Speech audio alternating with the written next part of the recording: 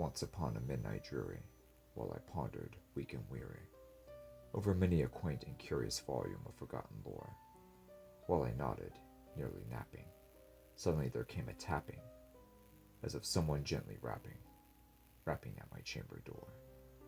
"'Tis some visitor," I muttered, tapping at my chamber door. Only this, and nothing more. Ah, distinctly I remember it was the bleak December, and each separate dying ember brought its ghost upon the floor. Eagerly I wished the morrow. Vainly I had tried to borrow from my books surcease of sorrow, sorrow for the lost Lenore, for the rare and radiant maiden whom the angels name Lenore, nameless here, forevermore. And the silken, sad, uncertain rustling of each purple curtain thrilled me, filled me with fantastic terrors never felt before. So that now, to still the beating of my heart, I stood repeating, "'Tis some visitor entreating entrance at my chamber door, some late visitor entreating entrance at my chamber door. This it is, and nothing more." Presently my soul grew stronger, hesitating then no longer. "Sir," said I, "or madam, truly your forgiveness I implore. But the fact is I was napping, and so gently you came rapping, and so faintly you came tapping at my chamber door, that I scarce was sure I heard you." Here I opened wide the door. Darkness there, and nothing more. Deep into that darkness peering, long I stood there wondering, fearing, doubting, dreaming dreams no mortal ever dared to dream before. But the silence was unbroken, and the darkness gave no token, and the only word there spoken was the whispered word, "Lenore." This I whispered, and echo murmured back the word, "Lenore." Merely this, and nothing more. Then into the chamber turning, all my soul within me burning, soon I heard again a tapping, somewhat louder than before. "Surely," said I, "surely that is something at my window lattice. Let me see, then, what thereat is, and this mystery explore. Let my heart be still a moment, and this mystery explore. 'Tis the wind, and nothing more." Open here I flung the shutter, when, with many a flirt and flutter, in there stepped a stately raven of the saintly days of yore.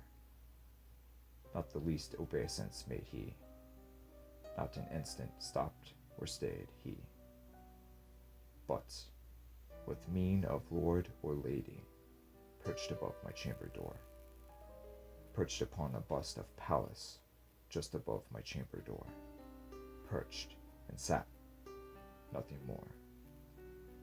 Then this ebony bird beguiling my sad fancy into smiling, by the grave and stern decorum of the countenance it wore. "Though thy crest be shorn and shaven, thou," I said, "art sure no craven, ghastly grim and ancient raven, wandering from the nightly shore. Tell me what thy lordly name is on the night's Plutonian shore." Quoth the raven, "Nevermore." Much I marveled this ungainly fowl to hear it discourse so plainly, though its answer little meaning, little relevancy bore. For we cannot help agreeing that no sublunary being ever yet was blessed with seeing bird above his chamber door, bird or beast upon the sculptured bust above his chamber door, with such name as Nevermore. But the raven, sitting lonely on the placid bust, spoke only that one word, as if his soul in that one word he did outpour, nothing farther than he uttered, not a feather than he fluttered, till I scarcely more than muttered. Other friends have flown before, On the morrow he will leave me, as my hopes have flown before. Quoth the raven, nevermore. Wondering at the stillness broken by reply so aptly spoken. Doubtless, said I, what it utters is its only stock and store, caught from some unhappy master whom unmerciful disaster followed fast and followed faster so, when hope he would adjure, stern despair returned, instead of the sweet hope he dared adjure, the sad answer, nevermore. But the raven still beguiling all my sad soul into smiling, straight I wheeled a cushioned seat in front of bird embossed in door. Then upon the velvet sinking, I betook myself to linking fancy unto fancy, thinking what this ominous bird of yore, what this grim, ungainly, ghastly, gaunt, and ominous bird of yore meant in croaking nevermore. This I sat engaged in guessing, but no syllable expressing, to the fowl whose fiery eyes now burned into my bosom's core. This and more I sat divining, with my head at ease reclining on the cushion's velvet lining, that the lamplight gloated o'er, but whose velvet violet lining with the lamplight gloated o'er. She shall press, nevermore. Then, methought, the air grew denser, perfumed from an unseen censer, swum by angels whose faint footfalls tinkled on the tufted floor. Wretch! I cried, thy God hath lent thee, by these angels he hath sent thee, respite and nepenthe, from thy memories of Lenore.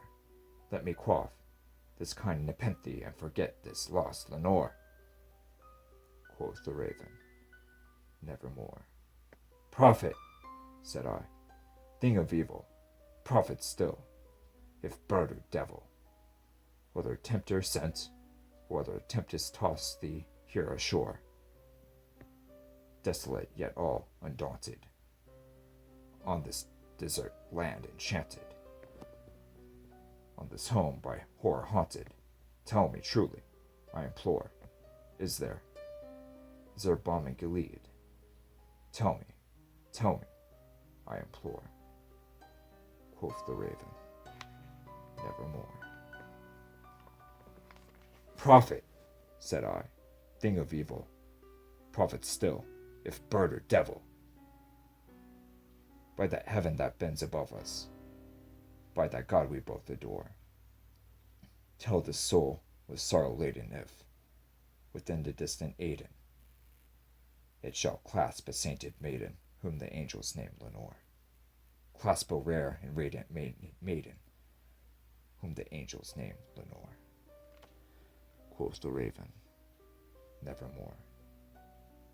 Be that word our sign of parting, bird or fiend, I shrieked, upstarting. Get thee back into the tempest of the night's Plutonian shore.